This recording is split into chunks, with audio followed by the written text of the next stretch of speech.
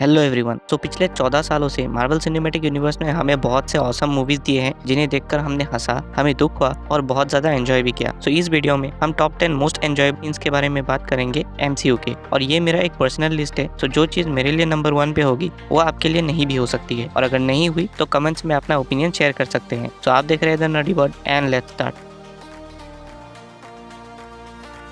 Number 10 पे जो scene है वो है iron man post credit scene. Iron man के पहले मूवी में हमें एक पोस्ट क्रेडिट सीन देखने को मिला था जहाँ निक फ्यूरी टोनी स्टार्क से मिलने आता है जब टोनी फाइनली आयरन मैन बनता है, और वो कहता है, और वहाँ पे निक फ्यूरी कहता है कि अब तुम एक बड़े यूनिवर्स के पार्ट बन चुके हो। तब हर एक कॉमिक बुक फैन ये समझ गया था कि मार्वल अपना सिनेमैटिक यूनिवर्स बना रहा है, और यही चीज इस सीन को बहुत ज्यादा ऑसम बनाती है। जहाँ आज के दिन हम मल्टीवर्स और रियलिटी के बारे में बात करते हैं, उस समय एक कैरेक्टर दूसरे से मिलना ही बहुत बड़ी बात थी, और यही चीज मार्वल स्टूडियोज ने हमें कर दिखाया। नंबर 9 पे आती है doctor strange multiverse travel. Doctor strange movie ने हमें सबसे पहले मल्टीवर्स का टीज किया था इस सीन से। ये वाला सीन अपने विजुअल्स के लिए ही नहीं बल्कि इसमें दिखाए गए अलग अलग कंसेप्ट और बहुत ही ज्यादा क्रीपी चीजों के लिए भी ये सीन जाना जाता है, और इसीलिए ये सीन बहुत ज्यादा एंजॉयबल और यूनिक बन गया, क्योंकि उसके पहले हमने एमसीयू में कभी भी मल्टीवर्स को नहीं देखा था, और इसी सीन ने हमें बहुत से मल्टीवर्सेस को एक ही साथ में दिखा दिया जहाँ डॉक्टर स्ट्रेंज ट्रैवल करता है। नंबर 8 पॉइंट पे आती है Vision lifting Thor's hammer. Age of Ultron से आगे हमें ये अंदाजा भी नहीं था कि थॉर का हैमर कोई और कैरेक्टर भी उठा सकता है। इवन हल्क ने भी एवेंजर्स 1 में ये कोशिश किया था पर वो नहीं कर पाया। जब एवेंजर्स एज ऑफ अल्ट्रॉन में विजन थॉर के हैमर को पेंसिल की तरह उछाल देता है तो एवेंजर्स के साथ साथ हम फैंस का भी मुंह बंद हो गया था।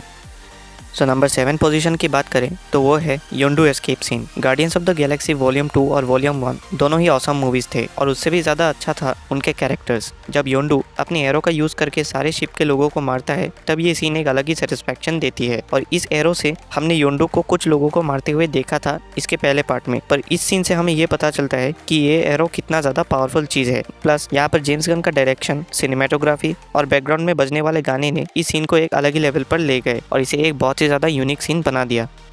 अब नंबर 6 पोजीशन पे आती है द एवेंजर्स असेंबल। इस सीन में हम पहली बार सारे सुपर हीरोज को एक साथ मिलकर लड़ते हुए देखते हैं। ऐसा पहली बार हुआ था कि एक से ज़्यादा कॉमिक बुक कैरेक्टर्स हमें लाइव एक्शन मूवीज में एक साथ दिखे। ये सीन सुपर हीरो का हिस्ट्री का बहुत ही ज़्यादा रिमार्केबल पार्ट है, क्योंकि इसी से हमें पता चला कि लोगों को सिनेमैटिक यूनिवर्स देखना भी पसंद है, और इसी सीन से इंस्पिरेशन लेके बहुत से अलग अलग स्टूडियोज अपना सिनेमैटिक यूनिवर्स खड़ा करना शुरू किए। नंबर 5 पोजीशन पे आती है Thor real God of thunder. Thor एक गॉड ऑफ थंडर है, ये हम सभी जानते हैं, बट वो इतना ज़्यादा पावरफुल है ये हमें इस सीन से पता चला जब रैग्नारोक में वो हेला के सारे आर्मीज को मारता है। इससे हमें ये पता चला कि थॉर की पावर्स उसके हैमर की वजह से नहीं था, बल्कि वो हैमर तो बस उसके पावर्स को कंट्रोल करने के लिए था, और जब मूवी में उसका हैमर टूट जाता है तब थॉर का रियल पावर जाग उठता है और हमें मिलता है the real God of thunder, और इसी सीन के बाद बहुत लोग थॉर के फैन भी बन गए। अब नंबर 4 पोजीशन पे आती है civil war fight. Captain America civil war MCU के लिए एक बहुत ही ज़्यादा इंपॉर्टेंट मूवी थी, क्योंकि यहाँ ब्लैक पैंथर जैसे सुपर हीरो को इंट्रोड्यूस किया गया था, स्पाइडरमैन को एमसीयू में लाया गया था, और सबसे इम्पोर्टेंट एवेंजर्स टूट चुके थे, जिसका इफेक्ट हमने एवेंजर्स इन्फिनिटी वॉर और एंड गेम दोनों में देखा। इसका सबसे रिमार्केबल सीन था यह एयरपोर्ट बैटल। यहाँ सारे फैंस कंफ्यूज हो गए थे कि अपने कौन से फेवरेट सुपर हीरो को वो सपोर्ट करे। प्लस स्पाइडरमैन और कैप्टन अमेरिका का फाइट और एंटमैन का पहली बार जायंट मैन बनना, ये सारे सीन्स बहुत ही ज़्यादा एंजॉयबल थे। अब आगे बात करते हैं नंबर 3 की, तो वो है थॉर्स एंट्री सीन। मुझे कहने की ज़रूरत नहीं है कि ये सीन कितना ज़्यादा ऑसम था। आज तक का सबसे बेस्ट सुपर हीरो एंट्रीज में ये सीन टॉप 5 में अपना जगह बना ही लेती है। यहाँ हम थॉर को अपने फुल पोटेंशियल में देखते हैं और पहली बार स्टॉर्म बेकर वेपन को लाइव एक्शन में देखते हैं, और ये पता चलता है कि स्टॉर्म बेकर कितना ज़्यादा पावरफुल चीज़ था। ये सीन चाहे आप एक बार देखो या 1000 बार देखो, आप टीवी में देखो या मोबाइल में देखो, या फिर आप 1080p में देखो या फिर 144p में देखो, ये सीन आपको गूज़बम्प दे के ही रहेगी। अब नंबर 2 पोजीशन पे आती है द 3 स्पाइडरमैन सीन।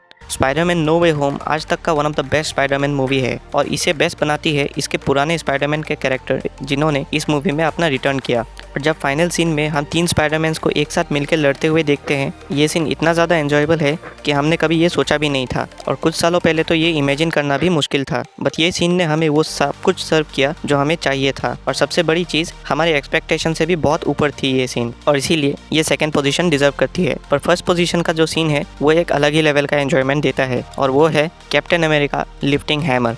मैं सच में बहुत ज़्यादा कंफ्यूज हो गया था कि मैं नंबर 1 पे स्पाइडरमैन वाले सीन को डालूं या फिर इसको। पर स्पाइडरमैन नो वे होम के रिलीज से पहले बहुत से ऐसे रूमर्स और लीक्स आ गए थे जिसके वजह से हम ऑलमोस्ट कंफर्म ही हो गए थे कि हमें थिएटर में 3 स्पाइडरमैन देखने को मिलेंगे। पर किसी भी फैन ने ये भूलकर भी नहीं सोचा था कि कैप्टन अमेरिका थॉर के हैमर को कभी विल्ड कर पाएंगे, और वो भी थॉर से अच्छा। तो इसीलिए जब थिएटर में ये सीन आई तो बहुत लोग पागल हो गए थे।